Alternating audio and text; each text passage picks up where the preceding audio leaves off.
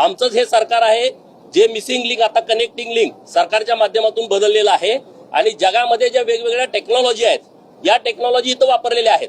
अरे पहिला पाऊस आहे, पहिल्या पावसामध्ये एंट्री गेटला जी दरड कोसळलेली आहे हे होतं. बरोबर आहे साहेब. कसं आहे माहितीये का, या मूर्ख जनतेला का नाही काही सुद्धा कळत नाही. या मिसिंग लिंक प्रोजेक्ट बनवण्यासाठी आहे ना एक फेकुचन मिनी इन्फ्रा ही टेक्नॉलॉजीचा वापर केला होता.